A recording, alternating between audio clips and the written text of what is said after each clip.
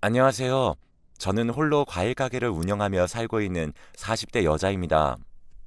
사람의 삶이라는 게 원래 혼자 왔다가 혼자 가는 거라고 하지만 저는 유독 평생을 홀로 지냈습니다. 부모님도 가족도 아무것도 없이 자랐고 먹고 사느라 친구 한 명 사귀지 못했네요. 그러다 좋은 사람을 만나 결혼도 했지만 결국 모두 떠나보내고 다시 혼자가 되고 말았습니다. 지금은 떠난 사람들이 남겨준 것들 덕분에 굶을 걱정 없이 살고는 있지만 늘 마음 한구석에 허전하기만 하네요. 대단치는 않지만 여러분께 제 인생 이야기를 들려드리고자 합니다. 저는 날 때부터 고아였어요. 철이 들었을 때는 이미 보육원이었으니까요. 원장 선생님 말씀으로는 보육원 앞에 버려져 있었다고 하더라고요. 제게는 부모님이 없었던 거죠. 학창 시절에는 출석부에는 분명히 있는데 존재감은 전혀 없는 그런 학생이었습니다. 가뜩이나 소심한 성격이었던 데다가 부모님에게 버려진 아이라는 생각에 저는 더욱 위축될 수밖에 없었거든요. 그렇게 무엇 하나 잘하는 것 없이 눈에 띄는 것 없이 학창 시절을 보냈지만 사회로 나온 뒤로는 그럴 수가 없더군요.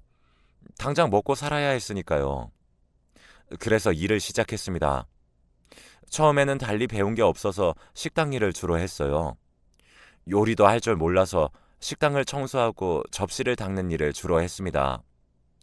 그때는 아직 식당에 작은 방이 딸린 곳이 있었는데 주로 그곳에서 먹고 자고 했죠. 그때는 그것만으로도 감지덕지였습니다.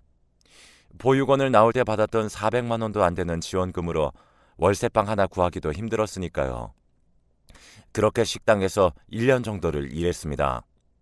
월급은 무척 적었지만 돈 쓸 데가 없다 보니 다만 얼마라도 돈이 모이긴 하더라고요.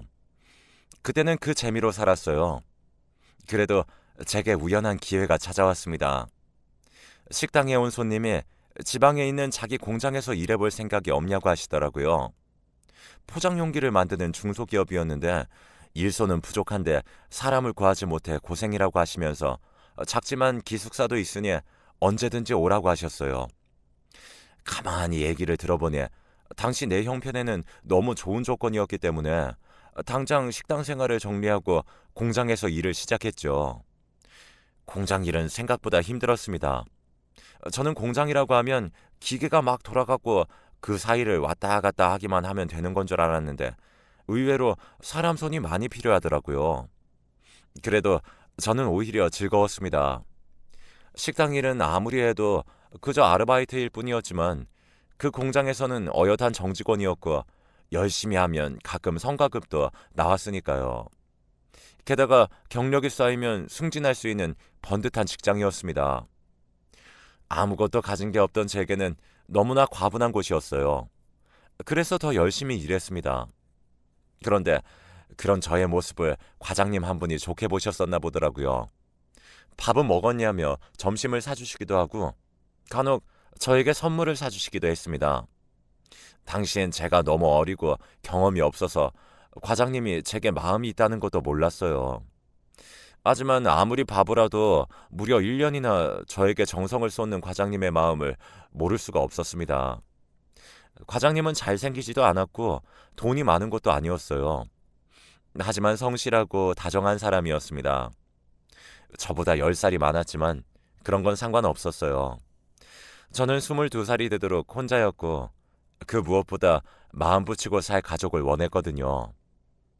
그렇게 우리는 서로 사랑하게 되었고 과장님은 제 남편이 되었습니다. 그런데 시아버님이 좀 특이하신 분이셨어요.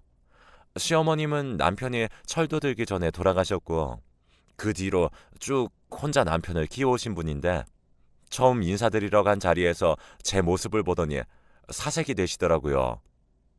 아버지, 이 사람이 제가 만나는 사람입니다.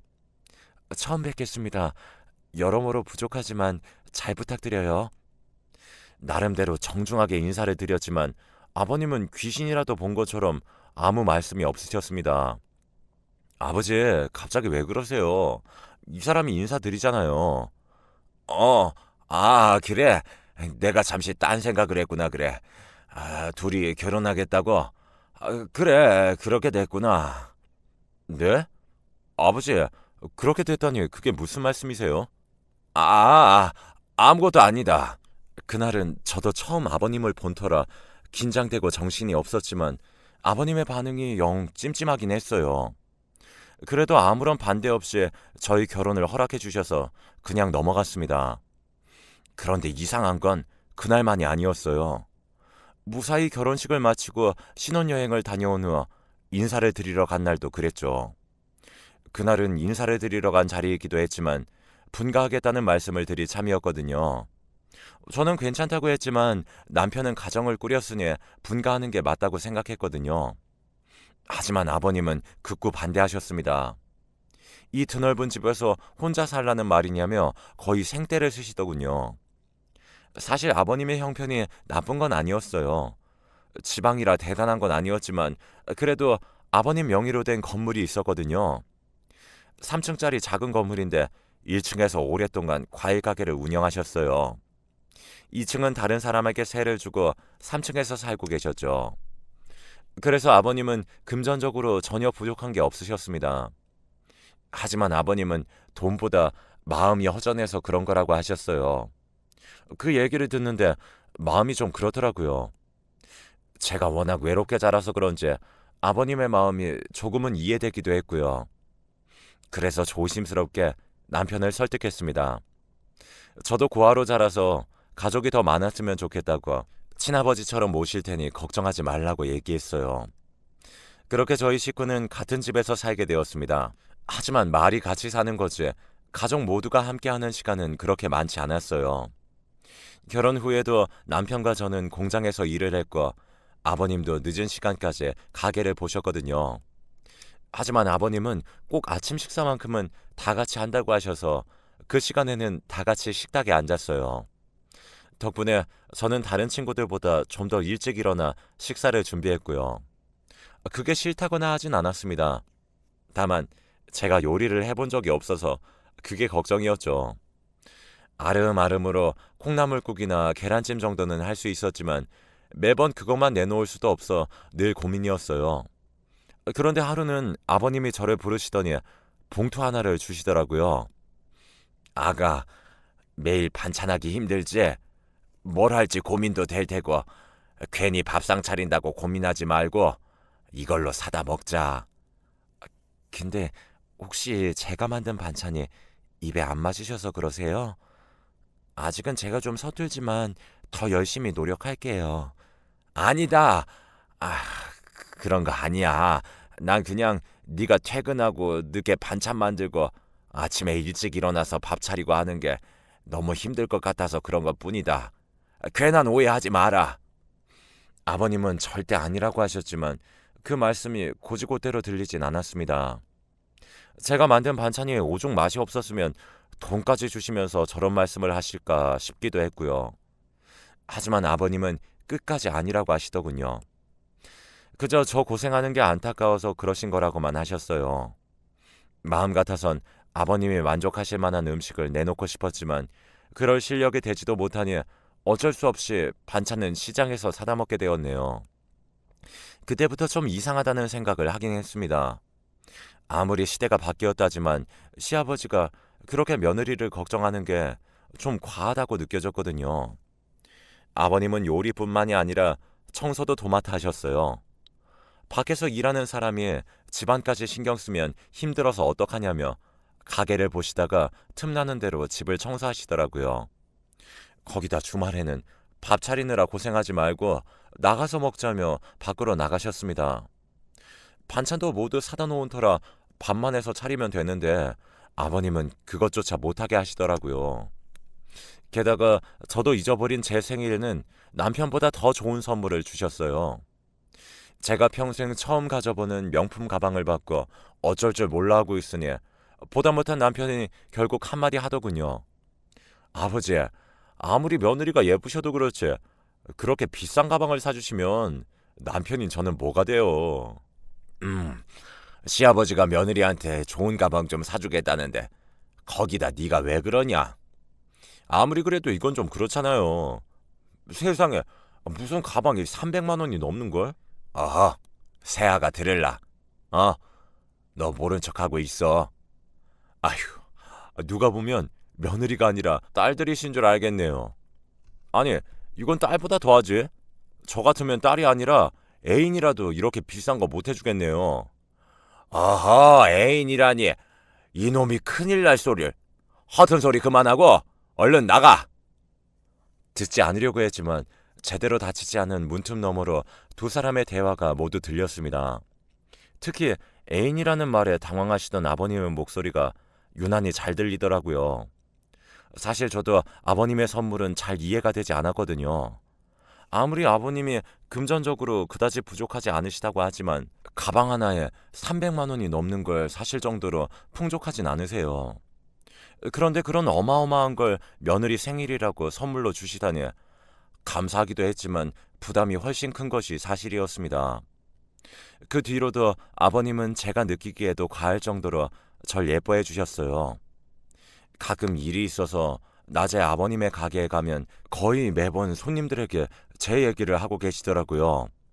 며느리가 그렇게 예쁘고 착하다며 남자 둘만 살아서 칙칙하던 집안에 며느리 하나 잘 들여서 환해졌다고 어찌나 자랑을 하시던지 아버님을 뵈러 왔다가 그런 얘기를 들으면 얼굴이 뜨거워져 차마 나설 수가 없을 정도였죠.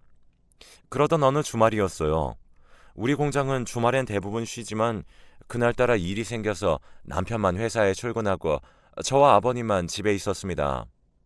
평소처럼 다 같이 모여 아침을 먹은 뒤 남편을 챙겨 회사에 보내고 잠시 쉬고 있으려니 아버님이 넌지시 말을 거시더군요.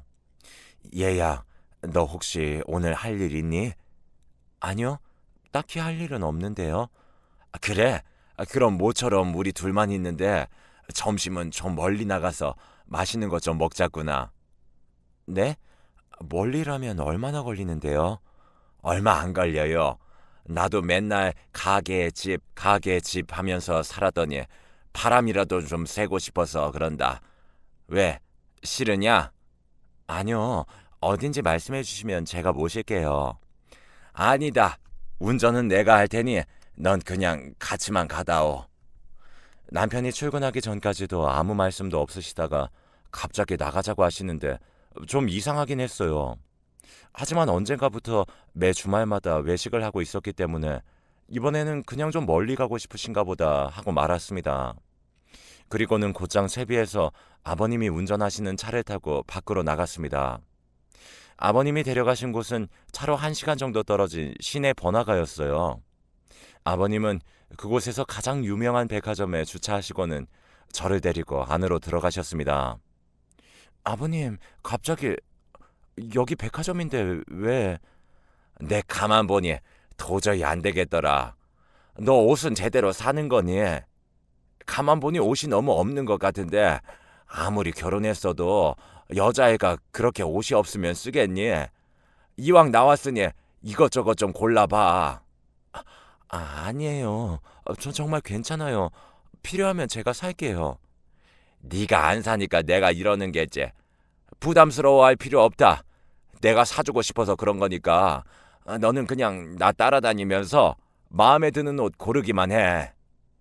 아버님은 그렇게 말씀하시고는 제 손을 잡아 끌고 백화점 구석구석 돌아다니시며 물건을 고르기 시작하셨어요. 원피스에 블라우스며 잘 쓰지도 않는 책 넓은 모자까지 저는 한사코 괜찮다고 말씀드렸는데도 아버님이 보시기에 예뻐 보이는 건 마구마구 담으시더라고요. 백화점이라 다른 곳보다 값이 더 비싼데도 가격은 신경도 안 쓰셨어요. 백화점 문이 열리자마자 시작된 쇼핑은 점심시간이 조금 넘어서야 끝이 났습니다. 그 짧은 시간에 대체 얼마를 쓰셨는지 알 수가 없었어요. 아버님이 아예 안 보여주려고 하셨거든요. 거기다 여자가 무거운 거 들면 안 된다고 아버님께서 쇼핑백을 죄다 들어서 차에 실어두셨네요. 그리고는 밖으로 나가 번화가에서도 제일 유명한 한정식집으로 가셨습니다. 그리고는 1인분에 7만 원이 넘는 코스 요리 시키시더군요. 저는 정말 정신이 하나도 없었습니다. 평생 그런 식으로 돈을 써본 적도 없었지만 그것보다 대체 아버님이 제게 왜 이러시는 건지 이해가 되지 않았으니까요. 사실 제가 아버님께 애교를 부리거나 혹은 살갑게 대한 적도 별로 없었어요. 그렇다고 껄끄러워했던 건 아니었지만 제가 워낙 소심하고 조용해서 그냥 대화 자체가 별로 없었습니다. 그런데도 아버님은 정말 부담스러울 만큼 제게 잘해주셨어요. 제가 집에서 조금만 뭘 하려고 해도 대번에 아버님이 나서셨죠. 생일 때는 늘 부담스러울 정도의 선물을 주셨었고, 명절마다 옷이라도 사입으라고 돈을 주셨거든요. 그래도 그때는 그냥 그러려니 했습니다. 하지만 이번에는 정말 정말 너무 부담스러웠네요. 하지만 좋아서 하신다는 말에 차마 대꾸도 못하고 불편한 마음으로 꾸역꾸역 점심을 먹었죠. 그런데 그날 결국 일이 생기고 말았습니다. 그렇게 점심을 먹고 밖으로 나오는데 아버님이 제 손을 잡으시더군요.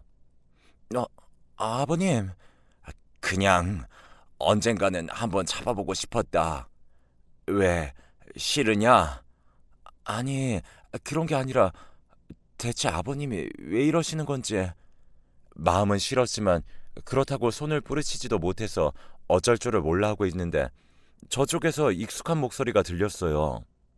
남편이었습니다. 아버지, 지금 두 사람 여기서 뭐 하시고 계신 거예요? 남편의 목소리가 들리자 아버님이 화들짝 놀라 제 손을 놓으셨어요. 하지만 남편은 이미 그 모습을 본 상태였죠. 어, 아니, 그냥 모처럼 바람 좀 쐬고 싶어서 아가랑 나와서 맛있는 것 좀 먹었다. 그럼 그냥 식사나 하시지. 손을 왜 잡으세요? 어, 그게 그냥... 남편의 추궁에 아버님은 아무 말씀도 못하시고 우물쭈물 하셨어요. 그래서 남편이 싸늘한 목소리로 말하더군요. 아버지, 차 갖고 오셨죠? 오늘은 혼자 들어가세요. 이 사람은 제가 데리고 갈게요. 그리고는 대답도 듣지 않고 곧바로 저를 차에 태우고 집으로 돌아갔습니다. 돌아가는 차 안에서 남편은 어떻게 된 건지 물었고 저는 있는 그대로 다 이야기했어요.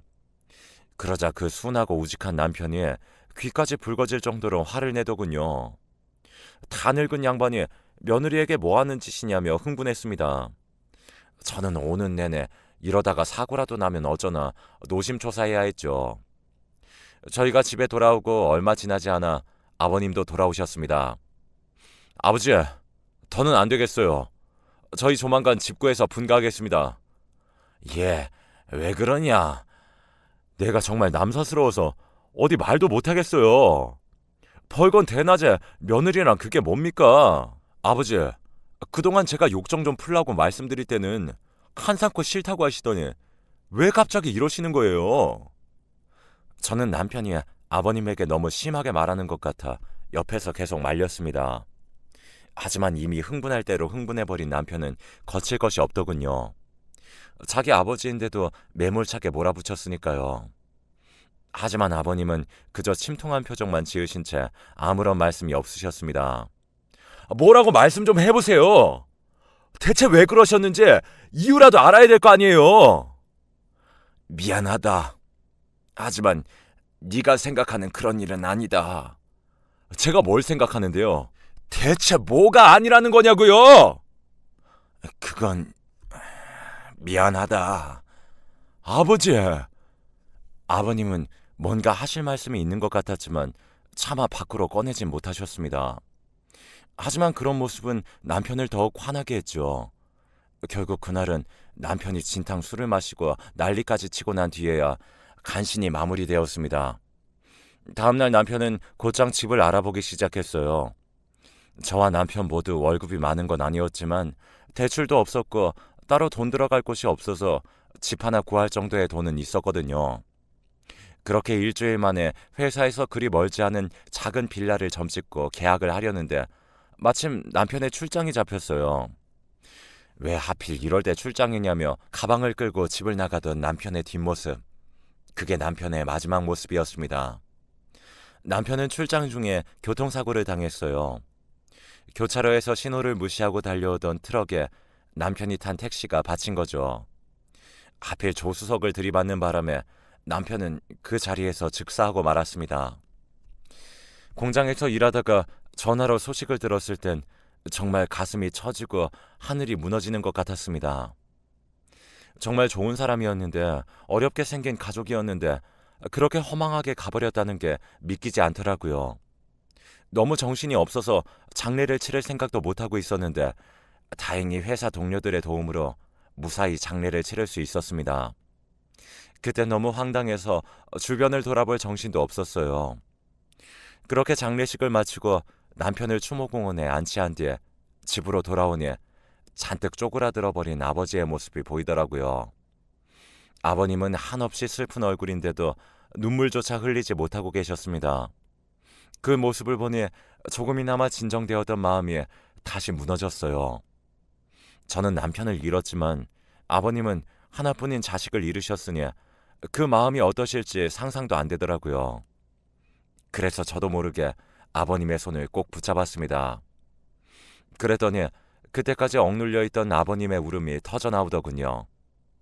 평생을 살면서 그렇게 소름 끼치도록 처절한 울음은 들어본 적이 없었어요. 그렇게 남편이 허망하게 떠난 후 아버님은 거의 정신을 놓으셨습니다. 하루도 빠짐없이 열던 가게 문도 안 여시고 종이에 뭔가를 적기만 하셨어요.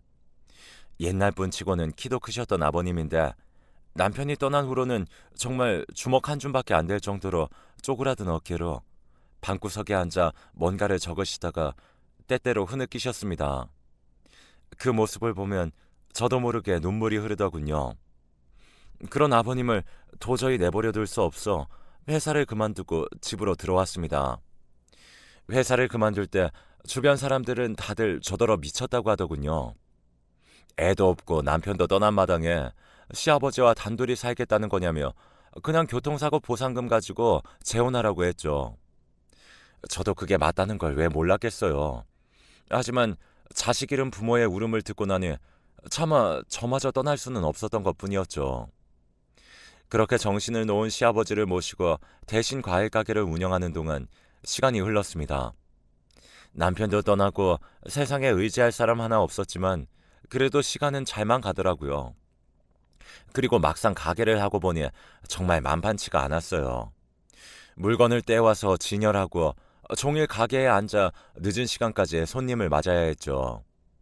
그러는 중간중간 시아버지가 잘 계신지 들여다보고 끼니 때가 되면 밥을 차려드려야 했고요. 하지만 시간이 흐르면서 시아버지의 상태는 점점 더 나빠져만 갔습니다.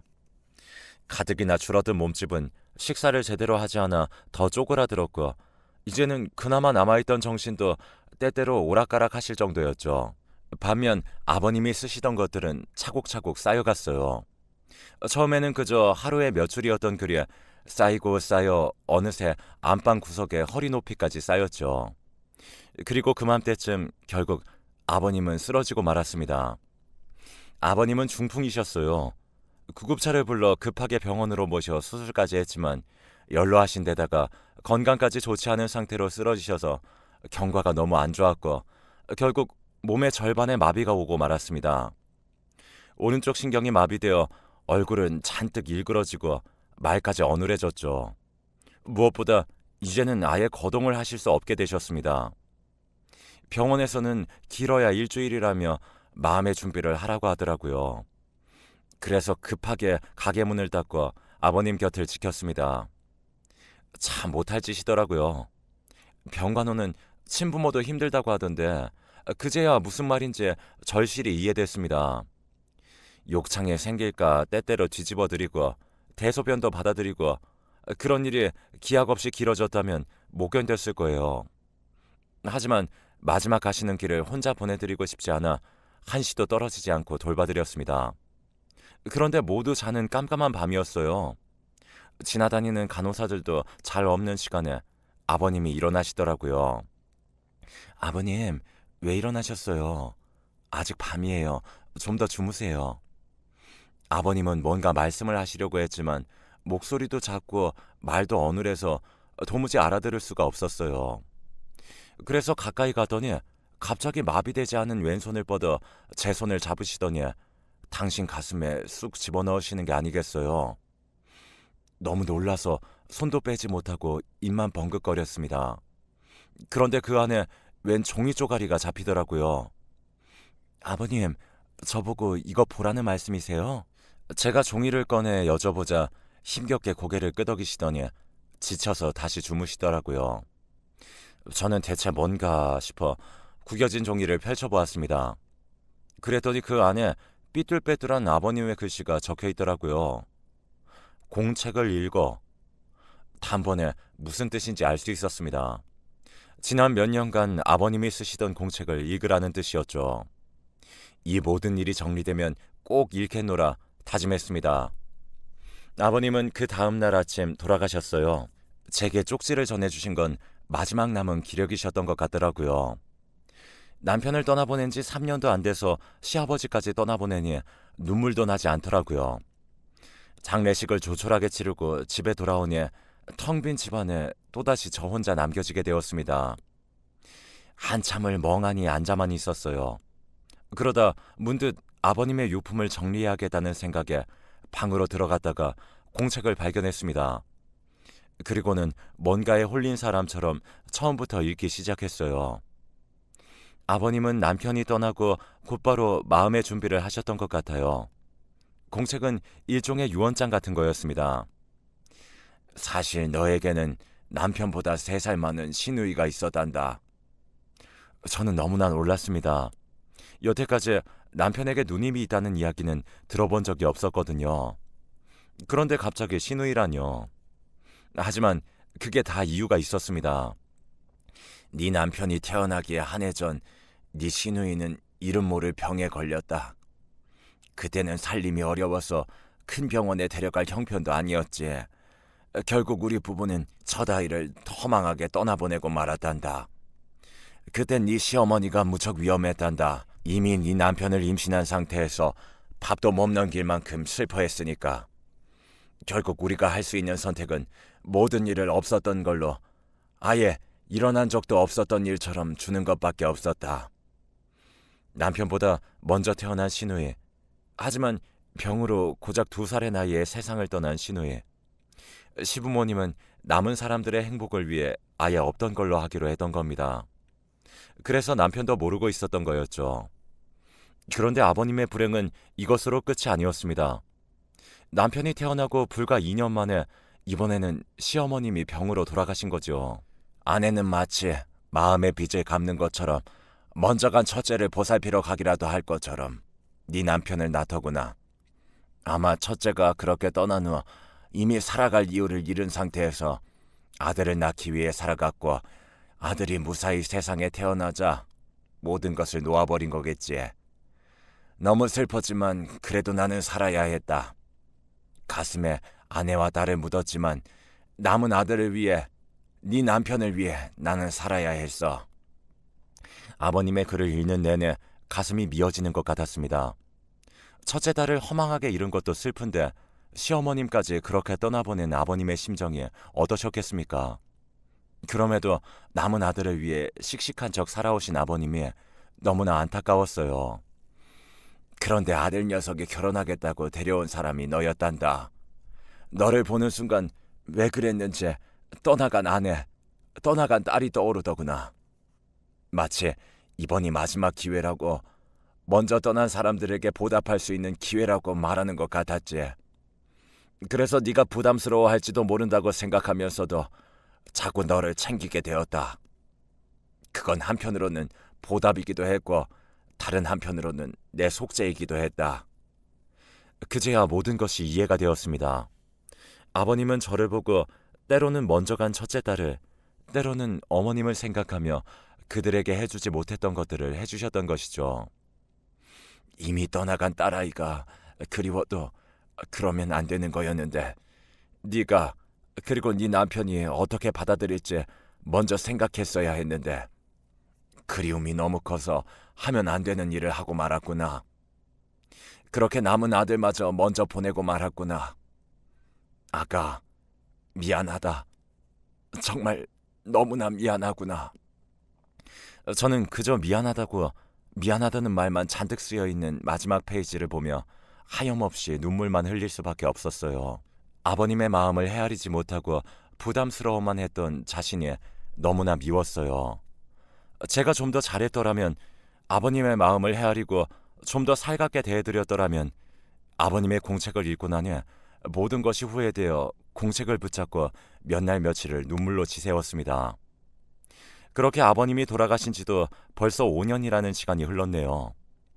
아버님은 공책의 말미에 유언장까지 미리 적어두셨더라고요. 아버님 소유의 모든 재산을 저에게 물려주신다는 내용이 들어있었습니다. 덕분에 저는 갑자기 3층짜리 건물의 주인이 되었습니다. 아버님이 돌아가신 후로 과일 가게는 더 열심히 운영했습니다. 제게는 그 과일 가게가 마치 떠나간 아버님과 남편의 마지막 흔적처럼 여겨졌거든요. 정신없이 장사를 하다가 잠시 짬이 나면 가게 안쪽에 비어있는 의자를 바라보곤 합니다. 그곳에는 언제나 아버님이 앉아 계셨는데 너무 낡아서 지금은 쓰지 않지만 도저히 버릴 수가 없네요. 살던 집도 그대로입니다. 아버님의 방은 조금 정리를 하긴 했지만 전부 그대로 두었어요. 남편과 제가 지내던 방도 마찬가지로 그대로 두었고요. 그럴 리가 없다는 걸 알면서도 언젠가 남편과 아버님이 다시 돌아오기라도 할 것 같은 기분이라 정리할 수가 없네요. 가게 일로 바쁘긴 하지만 아버님이 남겨주신 재산으로 이제는 평생 먹고 살 걱정은 할 필요가 없게 되었답니다. 하지만 서로 의지하고 사랑하는 사람들을 허망하게 떠나보내고 나니 가슴 한 곳에 뻥 뚫린 것 같은 허전함은 어쩔 수가 없네요. 주변에서는 지금이라도 좋은 사람을 만나 재혼하라고 하지만 도저히 그러고 싶은 생각이 들지 않아요. 제 속이 워낙 좁아서 떠난 남편과 아버님의 그림자만으로도 가득 차서 다른 사람이 들어올 자리가 없더라고요. 언젠가는 저도 모든 것을 받아들일 수 있게 되겠지만 그게 언제가 될런지요. 모쪼록 이 사연을 들으신 분들은 사랑하는 사람들과 평생 행복하게 사시길 간절히 바랄게요. 지금까지 긴 사연 들어주셔서 감사합니다.